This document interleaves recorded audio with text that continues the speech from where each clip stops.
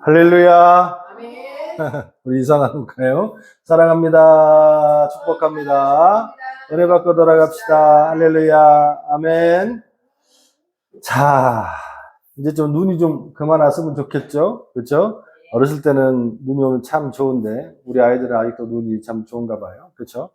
근데 눈 좋긴 좋습니다. 오면 참 좋아요. 집 안에만 있으면. 근데 이제 길이 미끄러워서 좀 차가 부실하다 보니까 왔다 갔다 하기가 좀 어려워서 그렇습니다만 그래도 괜찮습니다. 지가 아무리 춥고 눈이 많이 와도 뭐 평생 여기가 뭐 시베리아도 아니고 이제 뭐 계속 겨울이 있겠습니까? 언젠가는 봄이 오고 언젠가는 지나갈 줄로 믿습니다. 할렐루야. 아멘. 네, 우리 믿는 신앙인들은 아무리 힘들고 어려워도 또 아무리 즐거운 일이 있어도 하나님과 함께하면 항상 기쁨이 있을 줄로 믿습니다. 아멘. 그런 여러분 되시기를 주님으로 축원합니다.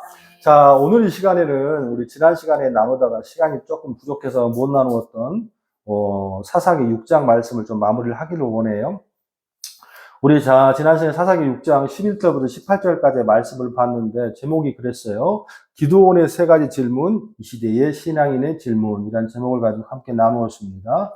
자, 이제 1세대인 모세와 이제 그 다음에 후계자인 여호수아가 죽고 드디어 여호수아 시대에 가나안 땅에 들어갔죠. 가나안 땅에 들어간 후에 여호수아가 죽고 그 다음에 이제 사사 시대로 들어가는데 총 13명의 사사가 있습니다. 온니엘부터 또 마지막 사사인 삼손까지 13명의 사사가 있고 그 중심 사사로 한 5명, 6명을 추릴 수 있는데 그러니까 굉장히 분량이 많은 사사를 추릴 수 있는데 우리는 이런 질문을 한번 해볼 수 있어요. 왜 이렇게 사사가 많냐? 460년 동안 이렇게 왜 이렇게 많이 있었냐?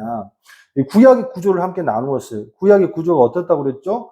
구원하시고, 배교하고, 심판하고, 다시 구원하면 또 재타락하고. 그러니까 이스라엘 백성들도 그렇고 우리도 마찬가지인 것 같아요. 하나님 살려주세요. 우리 좀 도와주세요. 하나님께서 이제 우리를 구원하시죠. 그런데 하나님 배신해. 배교하죠. 이놈들 하나님 또 심판하시고 그러면 또 구원하시고 또 재타락하고 이게 계속해서 우리 신앙인들의 모습이고 또 그 시대의 모습이었던 것 같아요. 그러다 보니까 계속해서 사사가 그때마다 새로운 인물들이 등장했고 급기야는 13명, 14명 삼손이 죽고 마지막 사사가 삼손이라고 하지만 사실은 마지막 사사라고 볼 수 있는 것은 누구라고 볼 수 있어요? 사무엘이죠.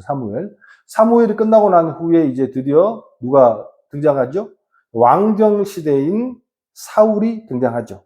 사울, 그 다음에 이제, 다윗, 그 다음에 솔로몬 이렇게 넘어가지 않습니까? 어찌되었든 간에 이 사사기 6장에서도 이스라엘 백성들이 굉장히 어려움을 당하고 있었어요. 그 이유는 간단합니다. 왜? 그때 하나님 제대로 섬기지 못했기 때문에. 근데 우리가 지난주에 함께 나누었습니다만, 이 기드온의 시대가 기드온이 등장할 때는 다른 사사 시대와는 조금 다르다고 그랬어요. 한 패턴이 있었다고 그랬죠. 그게 뭐죠? 기드온이 등장하기 전에 누가 먼저 나왔어요? 한 선지자, 이름 없는 선지자. 그게 사사기 6장 8절부터 10절까지의 말씀입니다. 이름이 없었어요. 한번 읽어볼까요? 우리 6장에 보면 제가 읽겠습니다. 6장 8절의 말씀. 여호와께서 이스라엘 자손에게 한 선지자를 보내시니 그가 그들에게 이르되 여호와께서 이같이 말씀하시기를 이스라엘 하나님이 내가 너희를 애굽에서 인도하여 내며 너희를 그 종된 집에서 나오게 하며 애굽 사람의 손과 너희를 학대하는 모든 자의 손에서 너희를 건져내고 그들을 너희 앞에서 쫓아내고 그 땅을 너희에게 주었으며 내가 또 너희에게 이르기를 나는 너희의 하나님 여호와이니 너희가 거주하는 아모리 사람의 땅의 신들을 두려워하지 말라 하였으나 너희가 내 목소리를 듣지 아니하였느니라 하셨다 하니라. 아멘. 간단히 요약하면 이 선지자가 나와서 8절부터 10절까지 한 세 구절에 이제 말씀하셨는데 세 가지로 요약된다고 그랬습니다. 첫 번째가 뭐예요? 내가 너희를 애굽에서 인도해낸 누구다? 하나님이다. 너희가 지금 너희 힘으로 너희 능력으로 애굽에 종된 것에서 나온 게 아니고 누가 도왔어? 누가 하나님이 인도해서 온 것이야. 이거 너희 잊으면 안 돼. 두 번째가 뭐였어요? 그리고 너희들을 어디다가 집어넣어놨어? 가나안 땅을 내가 주었어. 여리고성을 시작해서 아이공을 시작해서 마지막 성까지 정복했을 때에 이스라엘 백성들은요 그 가나안의 부족들 8부족들을 이길 수 있는 힘이 없었습니다. 왜? 또 거기에는 어마어마한 안악 자손들이 있었거든. 키가 3m가 넘을 만큼의 강력한 힘을 갖고 있고 이미 토착 민족들이 있었는데 불구하고 이스라엘 백성들이 승승장구해서 그 땅을 정복했다라는 거지. 이걸 너희가 했다고 생각하면 안 돼. 현실이 맞아. 너희 엄마 아버지들이 어떻게 해서 그 땅 앞에 아낙 자손들을 보면 우리는 그들의 뭐다? 메뚜기입니다. 우리는 밥입니다. 우리는 이길 수 없습니다. 이게 맞는 거야. 그럼 너희가 이겼잖아. 어떻게? 그것도 어떻게 헤브론 땅을 80일 넘은 누가? 갈렙이 올라가서 정복했잖아. 이 모든 것이 너희 힘이 아니라 누가 도운 거야? 하나님이 도운 거야. 그리고 마지막으로 그 땅에 들어가면 아모리족 속에 여러 가지 신들이나 바알이나 아세라라는 그런 다곤 신들 이런 신들을 섬기지 마 라고 했는데 불구했잖아. 그런데 너희는 이거를 다 뭐 했어? 잊어먹었어. 이게 다른 사사들이 등장했을 때 패턴하고 조금 다릅니다. 그럼 우리는 한 가지 궁금한 거예요. 왜 이런 모습이 됐을까? 왜 선지자가 와서 이런 말을 할까? 그거는 간단합니다. 사사기 초반에 나와 있는 뭐예요? 이제는 다음 세대가 아니고 다른 세대예요. 그러니까 이것만큼도 말해주지 않으면 모를 정도의 너무나도 어떻게 타락한 정도가 심한 어떻게 이스라엘 백성들의 모습이 그 모습이었다라는 거예요. 그래서 그들을 바로 등장시키지 아니하시고 기도를 바로 등장시키지 않고 선지자를 등장시켜서 어떻게 합니까? 하나님께서 말씀해 주시는 거예요. 우리는 잘 함께 봤어요. 그리고 6장 11절 말씀에 기도원이 처음 등장했죠. 근데 기도원은 정말로 어떻게 했어요? 용맹스러웠습니까? 사사처럼 뛰어났어요? 그렇지 않았잖아요. 기도원의 처음 등장이 뭐였죠? 6장 11절의 말씀에 기도원이 포도주 틀에서 밀을 타작하고 있었습니다. 그것도 아무도 모르게 톡톡톡 하바티라고 그랬잖아요. 밀을 얻어 타작해야 된다고 넓은 공터에서 바람이 불 때에 확 타작하는 거야. 근데 포도주는 반대라고 그랬죠. 포도주는 밀폐된 공간에서 절대 이물질이 들어가면 안 되니까 공간에 숨어서 이렇게 밀폐된 공간 하는 거예요. 근데 밀을 포도주 틀에서 하는 게 참 웃긴 거죠. 그만큼 그것도 타작한다는 표현이 좀 그렇습니다만 이거였다는 거죠. 톡톡 이게 하바티. 그러니까 겨우 좀 자기 혼자만 먹고 살기 위해서 아둥바둥하면서 뭐 이 사람이 뭐 이렇게 사람 구원할 수 있는 선지자, 뭐 선구자 역할을 할 수 있는 사람이 전혀 아니었어. 그런데 하나님이 이 기도원을 어떻게 했습니까? 이렇게 불러요. 6장 12절 같이 읽어볼까요? 시작.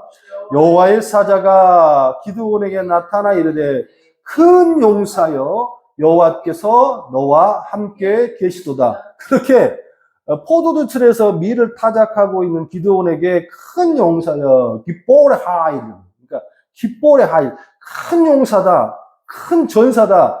히브리식의 이게 워드 플레이인데 지금 뭐 이 기드온이 그런 사람입니까? 근데 이거는 두 가지의 의미가 있어요. 첫 번째는 뭐냐면 지금의 현재의 모습은 네가 너무 볼품이었고 내가 보기에도 참 그렇지만 너는 앞으로 어떻게 될 거야? 뭐가 될 거야? 큰 용사가 될 거야. 기뽀레 하일. 이 뭐냐면 이미 선포해 주는 거야. 할렐루야. 마치 예수님께서 시몬 베드로를 보고 너는 시몬이나 앞으로 뭐가 될 거야? 베드로가 될 거야. 반석이 될 거야. 크게 쓰일 거야. 선포해 주는 것처럼 이 기도원에게 선포해 주시는 거예요. 할렐루야. 우리는 이런 게 참 은혜가 돼요. 정말로 뭐 능력도 없고 아무것도 없고 그런 사람에게 너는 큰 목사가 될 거야. 이 말씀을 보면서 참 시간도 오래됐습니다. 30대 초반에 이제 전도사 돼가지고 이래저래 막 새벽기도 하고 막 그러는데 그때는 항상 찬양 사역하고 막 노래하고 이럴 때니까 어느 순간 이제 신대원을 가고 이제 전도사가 돼가지고 새벽기도를 갔는데 설교가 너무 안 되는 거예요. 새벽기도 설교해봤자 얼마나 해요? 기껏 해봤자 뭐 10분, 15분, 20분 하잖아요. 근데 이미 대학교 강의를 하고 있었던 상황이고, 뭐 고등학교 강의를 하고 있는 상황이기 때문에 1시간, 2시간 강의는 아무것도 아니었어요. 근데 설교 강단에 올라가서 10분이 왜 이렇게 긴지 안 되는 거예요. 그래서 진짜로 남자는 3번 울어야 된다는데 설교하고 내려오면 그렇게 눈물이 나더라고. 이렇게 해서 밥 먹고 살겠나? 이렇게 해서 목사로 살 수 있겠나? 이렇게 해서 성도들하고 어떻게 해먹겠나? 그런 마음이 너무 많았어요. 근데 이런 말씀처럼 하나님께서 저에게 막 부흥사의 그런 모습도 보여주고 또 어디 가서 기도하고 눈 감고 있으면 하나님께서 막 사람들이 함께 많은 사람들하고 설교하는 모습도 보여주고 그러면서, 근데 별로 그게 그때는 위로가 안 되더라고, 솔직한 말로. 왜? 현실이 그러니까. 근데 하나님이 주시는 그 말씀을 믿고 쭉 가니까 그렇게 돼요, 안 돼요? 그렇게 돼요. 10분을 못 버티는 강단에서 벌벌 떨었던 그런 목회자가 10분이 뭐예요? 1시간, 2시간, 3시간도 할 수 있어요. 그러니까 하나님 주신 말씀으로 주님을 믿고 그 말씀의 의미를 믿고 나가면 반드시 그렇게 될 줄로 믿습니다. 아멘. 그 또 하나는 뭐냐면 책망의 의미예요. 책망의 의미. 뭐냐면 너는 하나님의 백성 아니냐. 너희들은 하나님의 자녀들 아니냐. 이렇게 큰 용사 아니냐. 그런데 왜 이렇게 당하고 있어? 미디안 족속에게, 아말렉 족속에게, 또 동방의 사람들에게 왜 이렇게 당하고 있어? 맨날 이렇게 전전긍긍해. 지금 네 모습을 봐. 이 포도주철에서 한 끼 먹겠다고 동족들의 눈을 피해가지고 이 모습이 맞냐? 그러면 안 돼. 책망의 모습이 있다라는 거예요. 할렐루야. 우리들의 모습 속에서도 하나님 책망하는지 몰라요. 여러분, 좀 어려움이 있잖아요. 또 힘듦이 있잖아요. 그런데 너무 구덩이 파고 들어가지 마요. 너무 들어가서 현실에 안주하고 막 현실에서 뭐 답을 얻으려고 하지 마요. 크게 보고 큰 그림을 보고 선포하는 거예요. 우리는 큰 용사야. 하나님께서 말씀해 주셨어. 그러니까 겁먹지 말고 나갈 줄로 믿습니다. 그래서 하나님께서 너를 쓰시겠다. 그랬더니 기드온이 그때부터 하나님의 도구로 가는 과정 속에 믿음 없는 기드온이 질문을 했잖아요. 우리 지난주에 두 가지를 함께 나눠. 첫 번째가 뭐였냐면 첫 번째 질문이 13절 말씀이었어요. 자, 제가 읽습니다. 기드온이 그에게 대답하여 하되 오 나의 주여 여호와께서 우리와 함께 계시면 어찌하여 이 모든 일이 우리에게 일어났나이까? 또 우리 조상들이 일찍이 우리에게 이르기를 여호와께서 우리를 애굽에서 올라오게 하신 것이 아니냐 한 그 모든 이적이 어디 있나이까? 이제 여호와께서 우리를 버리사 미디안의 소리를 넘겨 주셨나이까? 하니 말이 뭐냐면 이걸 첫 번째 질문했어요. 그게 뭐였죠? 하나님의 자녀들이 우리가 하나님의 자녀라며요. 그런데 왜 고난을 받아야 합니까?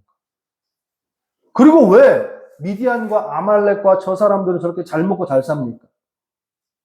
근데 이 질문이 사실은 기드온 시대만 있던 질문이 아니잖아요. 호세아 시대에도, 하박국 시대에도, 에레미야 시대에도, 또한 예수님 시대에도, 로마 통치하에 있고, 그리고 그 시대에만 있습니까? 어떤 시대에도 지금도 하고 있잖아. 지금도 우리가 하나님 나 열심히 교회 잘 다니는데요. 예수님 열심히 믿는데요. 예배 시간에 좀 몸을 비틀긴 해도 열심히 교회 잘 다니고 있는데요. 예배 잘 드리는데요. 우리는 왜 이렇게 어렵습니까? 왜 이렇게 가난합니까? 왜 이렇게 병들었습니까? 왜 우리 애들은 다른 애들은 다 집에서 1등 하는데 우리 애들은 왜 이렇게 못합니까? 이런 질문을 할 수 있잖아요. 여러분이 못한다는 얘기 아닙니다. 그런데 참 저도 신앙이 부족하고 할 때 이 질문 참 많이 했어요. 하나님이 살아있는 건가? 우리가 좀 엉뚱한 짓 하고 있는 건가? 이런 생각이 들 때가 참 많았습니다. 그때 하나님께서 기드온에게 이런 답을 주세요. 14절에 여호와께서 그를 향하여 이르시되 너는 가서 너의 힘으로 이스라엘을 미디안의 손에서 구원해 내라. 내가 너를 보내신 것이 아니냐 하시니라. 아멘. 동문서답합니다. 하나님 왜 이렇게 우리가 당합니까?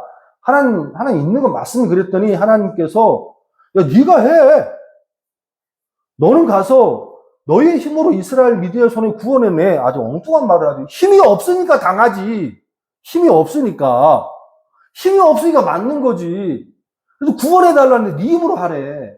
근데 중요한 건 여기서 좀 그 해석이 조금 부족하다고 그랬잖아요.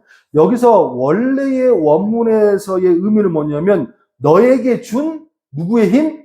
내 힘이야. 내 힘. 너에게 준 내 힘으로 가서 무찔러라는 말이에요.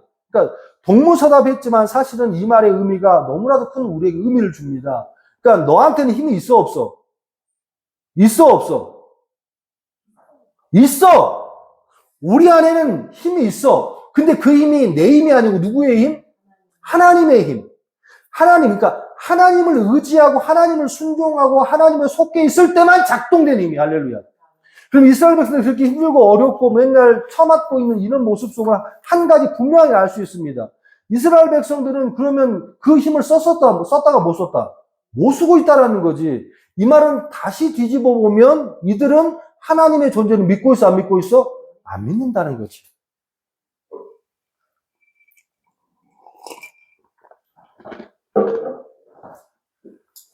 오직 자기의 눈으로 판단하고 자기의 눈으로 행동하고 자기가 생각하는 아주 현실적으로 자기만 믿고 그런 모습을 갖고 있으니 이스라엘 백성들이 살 수 없다는 거죠.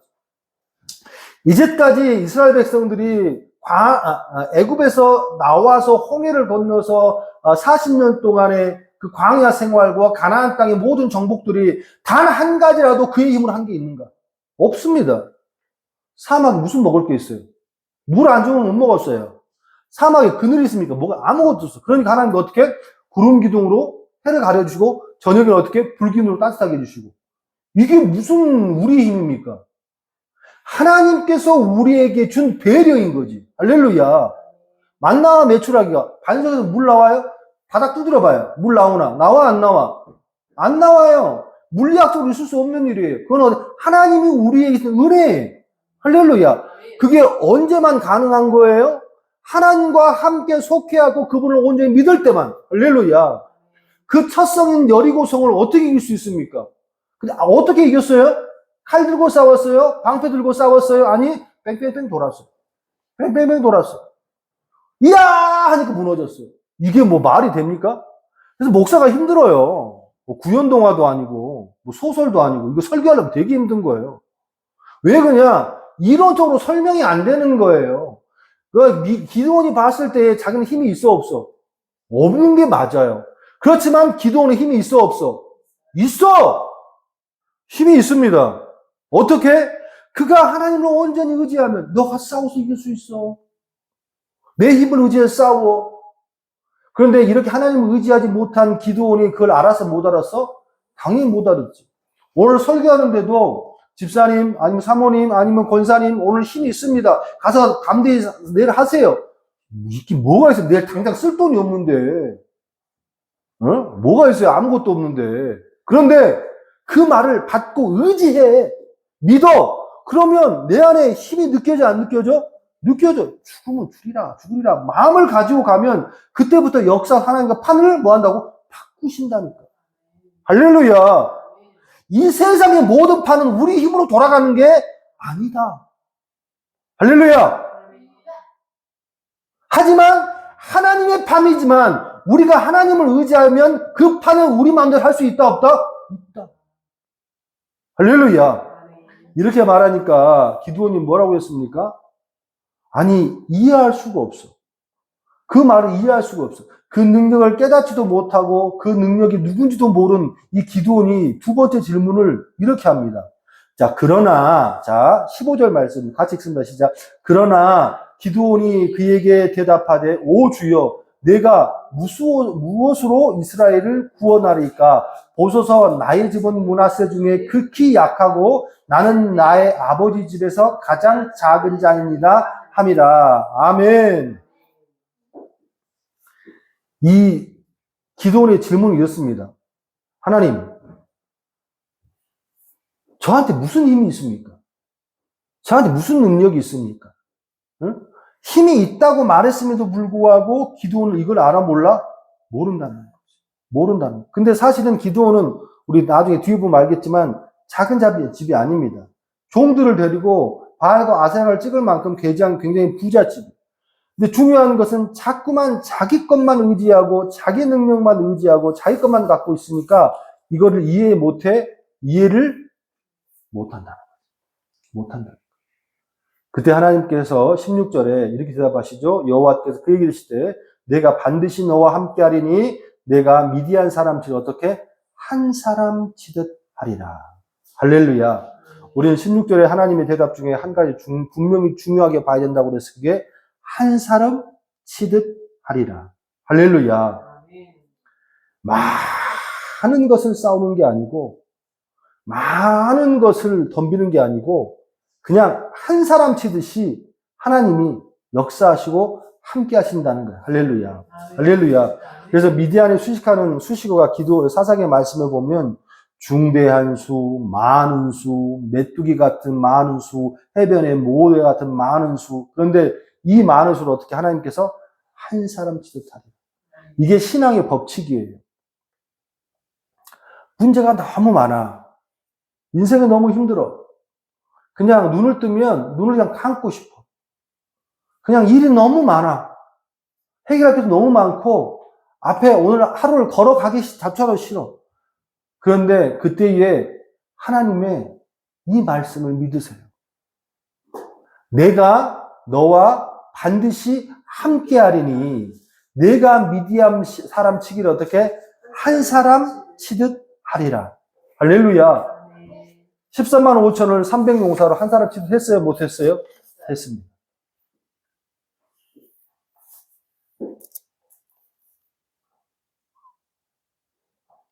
이 질문을 가만히 보면 기드온은 계속 현실을 가지고 상황을 가지고 질문을 해요. 우리가 왜 이렇게 고통을 받습니까? 무슨 임무를 합니까? 근데 하나님의 대답을 가만히 보면 하나님 계속 너에게 뭐가 필요해? 라고 말하고 있죠? 믿음이 필요해. 그러면 문제가 커요?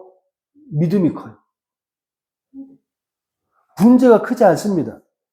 아무리 큰 문제도 그 믿음 아래 잡혀 먹는 줄로 믿습니다.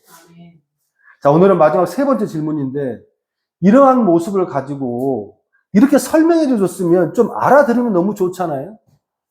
우리 이제 둘째도 그렇고 우리 막내도 그렇고 클 때 보면 애들이 질문을 계속 하잖아요.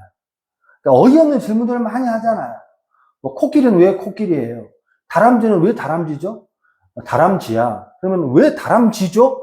그냥 해. 그냥 막 계속 물어보잖아요. 그러면 아무리 사랑스러운 자식이 날지라도 그만하라고. 이렇게 되는 거거든. 왜? 그래서 말해줄 게 없으니까, 말 못 해주니까.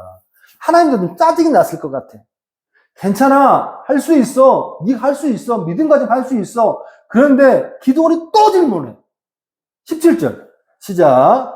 기드온이 그에게 대답하여 하되 만일 내가 주께 은혜를 얻었사면 이것도 정말 웃긴 거 아닙니까?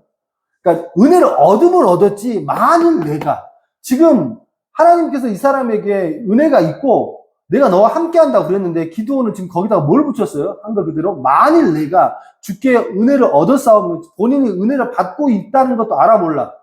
모르는 거예요. 모르는 거예요. 그럼 우리 같으면 야 됐어 가.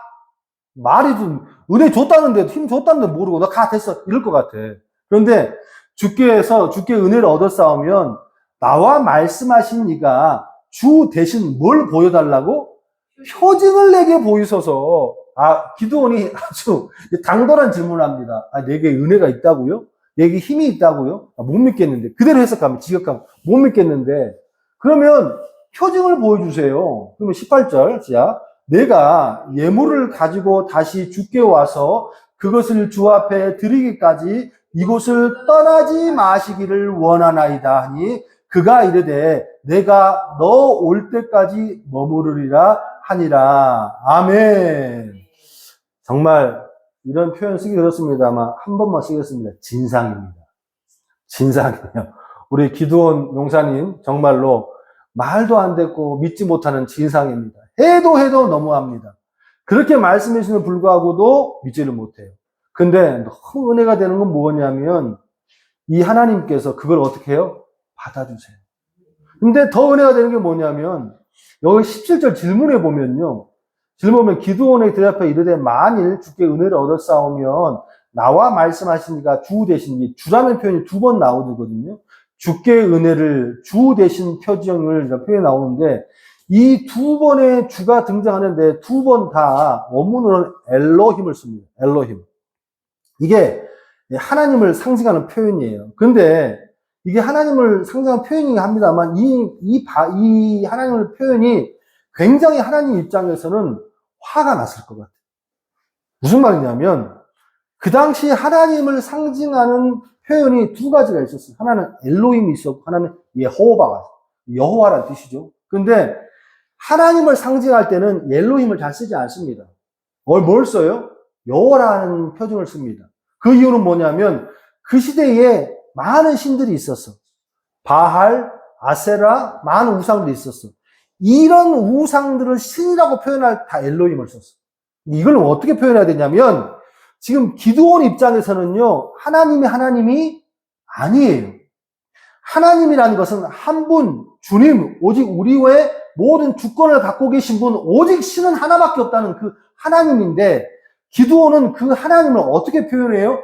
엘로힘으로 쓴단 말이에요. 즉, 다시 말해서, 바알도 엘로힘이요, 아세라도 엘로힘이요, 하나님도 엘로힘이요. 그러니까, 많은 잡실들 중에 하나인 신으로 이 기드온은 뭐하고 있어요? 이거를 뭐하고 있어요? 생각하고 있다라는 거예요. 이 표현을 썼을 때 하나님 입장에서는 얼마나 마음이 힘들고 화가 났을까라는 생각을 해봅니다. 그런데 하나님께서는 이걸 수용하지 않아? 수용하지 않아? 수용하신다는 거예요. 이런 의도를 가지고 그러면 당신 진짜 신이면 표징을 보여주세요. 내가 예물 가져올 테니까 표징을 보여주세요. 그런데 불구하고도 이 하나님께서는 6장 18절의 말씀에 내가 너 돌아올 때까지 머무르리라 하니라. 아멘. 우리는 이 하나님의 은혜와 이 수용 때문에 오늘 이 한 주도 살아가는 줄로 믿습니다. 우리는 그런 말들을 자꾸 하잖아요. 하나님은 우리를 모르는 것 같아요. 우리 어려움을 모르는 것 같아요. 하나님 우리를 무시하는 것 같아요. 하나님 없는 것 같아요. 여러분이 과연 하나님한테 행동을 하면 우리 일만 할 수 있다? 없다라는 거예요. 얼마나 많은 배신을 하고 얼마나 많은 의심을 하고 얼마나 많은 걸 유튜브에서 여러 가지 매체에서 요즘에 토종 비결을 보고 무당에 가는 무슨 점괘를 보고 또 무슨 사주팔자를 보고 권사들이 이러고 앉아 있어요. 집사들이 이러고 있어요. 아니 성직자도 이런 사람이 너무 많아. 그러면서 버젓이 직분 달고 하나님의 교회 가고 하나님 섬긴다고 얘기해. 그러면서 뭘 기대합니까? 그러면 불구 하나님께서 다 죽이지 않으시잖아요.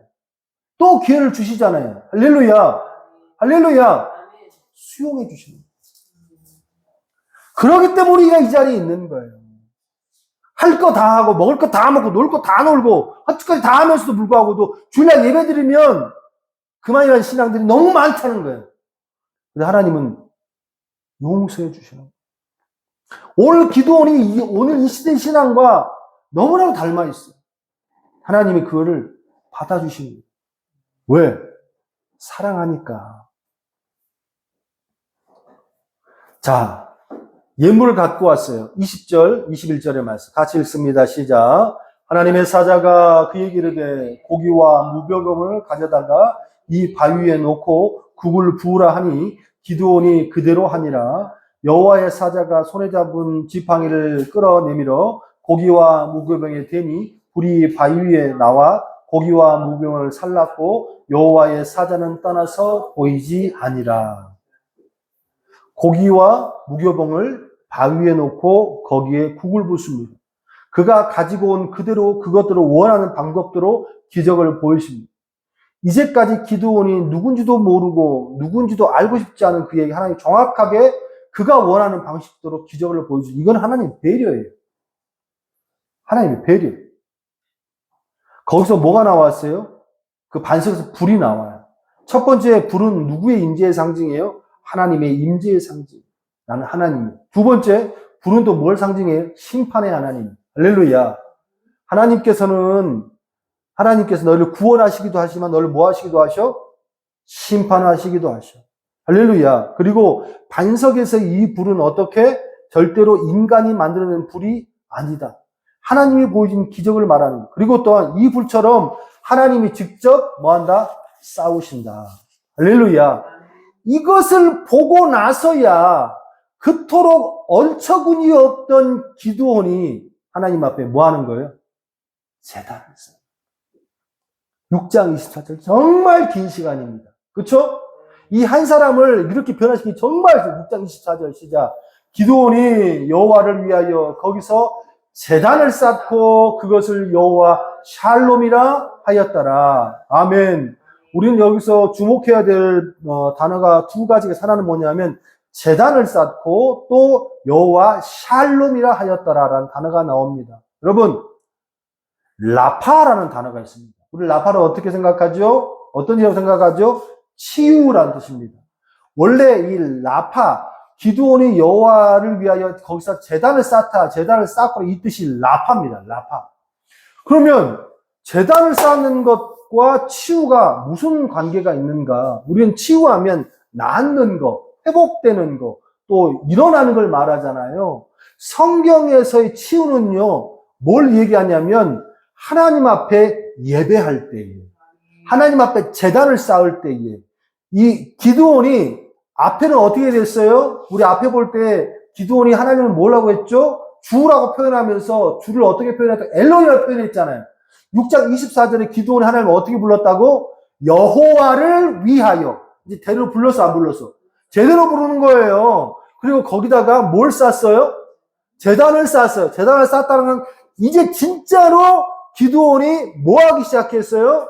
한 분이신 하나님, 주권이신 하나님 앞에 예배를 드리기 시작했다는 거예요. 그러니까 뭐가 되는 거예요? 치유가 일어나는 거예요. 할렐루야.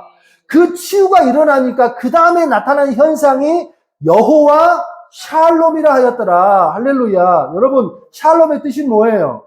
평안, 샬롬. 사람 만나면 그러잖아요.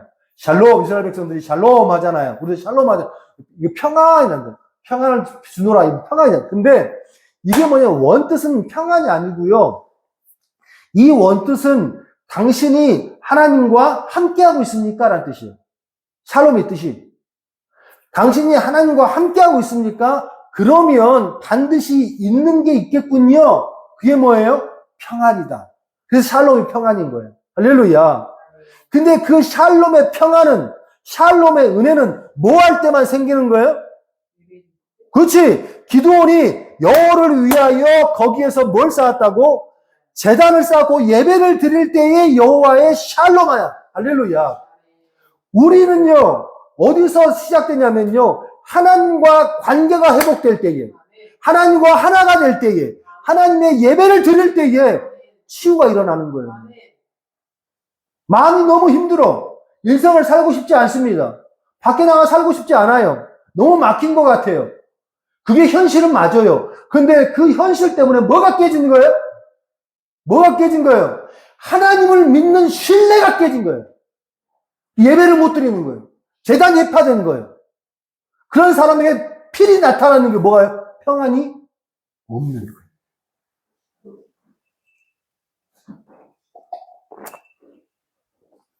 반대로 말하면, 그러면 내가 아무리 힘들고 어렵고 고난이 있다 할지라도 주님 앞에 예배자를 고수하고 주님 앞에 예배를 간절히 나아가면 그 제단을 쌓는 거를 내가 갖고 있으면 내 안에는 계속해서 뭐가 일어나? 치유가 일어나. 라파가 일어나는 거예요. 그러면 그 누구도 빼앗을 수 없는 뭐가? 관계가. 샬롬이 함께할 줄로 믿습니다. 할렐루야. 이 기드온의 세 가지 질문 속에서 그가 얻은 것은 능력도 힘도 권능도 아닙니다. 기드온의 세 가지 질문 속에서 그가 얻은 건 딱 한 가지예요. 뭐예요? 하나님은 나와 함께 하시는구나. 뭘 알았어요? 관계의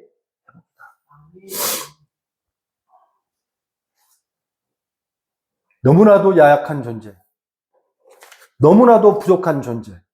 하지만 하나님께서 함께하는 너에게 준 내 힘, 그거를 잊지 말고 느껴라고 했을 때에 기도는 어떻게 됩니까? 13만 5천 대 300용사로 성경의 유일무이한 기적을 이뤄낸 하나님의 귀한 사사가 되는 줄로 믿습니다. 능력은 보이는 게 아니고 능력은 보이지 않는 하나님을 내가 안고 살아갈 때, 내가 그 안에 들어갈 때. 말씀을 마무리하기를 원합니다. 목사님한테 친구 하나가 있어요. 나 아니고요. 어떤 목사님의 친구가 있는데 이 친구가 이발사. 근데 이발사인데 목사하고 친구 이발사하고 이렇게 거리를 지나가요. 거리를 지나가는데 그 거리가 굉장히 좀 가난한 사람들이 많이 있는 거리였나. 우리 본에서도 뒤에 보면 홈리스들이 많잖아요. 많고 약하는 사람도 있고. 그래서 그 쓰레기 버리러 가면 다 못 따라오지 무서워서 저만 가는데. 그런 사람들이 굉장히 많아요. 더럽기도 하고 뭐 지저분하기도 하고 또 머리도 안 깎고 있죠. 그래서 많은 사람들이 있어요. 근데 이 이발사가 이런 질문을 합니다. 사람들은 하나님이 계시다고 그렇고 또 하나님이 있다고 그러는데 왜 저런 사람들을 하나님 저대로 놔두고 저렇게 살게 하나님 참 모르겠다고. 하나님 없는 것 같다고. 이렇게 이발사가 교회 안 다니는 이발사가 이렇게 얘기를 했어요.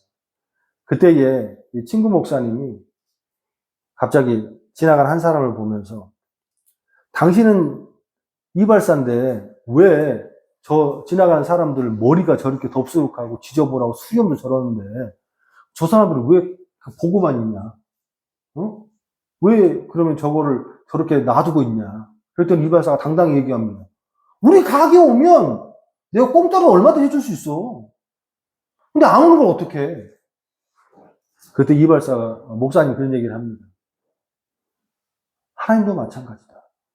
하나님도 저 사람뿐만 아니라 모든 사람들을 다 돕기를 원하시고 또 함께 하길 원하시고 다 회복시켜 주시길 원하시고 그런데 그들이 하나님을 찾질 않아. 네가 교회에 안 나가는 것처럼. 그 말을 듣고 한참 고민하다가 그 이발사 친구가 그 다음 주에 교회에 갔다는 믿지 못한 전설이 있다고. 여러분, 교회를 나간다고 다 끝이 아니고 눈 감고 예배를 드린다고 다 끝이 아니고 우리의 능력은 우리의 삶의 기적은 우리의 삶의 행복은 그 주님 앞에 들어가서 주님을 의지하고 그 주님을 믿고 살 때만 이뤄진다는 걸 반드시 기억할 줄로 믿습니다. 이번 한 주간에도 이 모든 걸 수용해 주신 주님을 믿고 담대하게 하나님을 외치며 나간 여러분 되시기를 주님의 이름으로 축원합니다. 기도하겠습니다.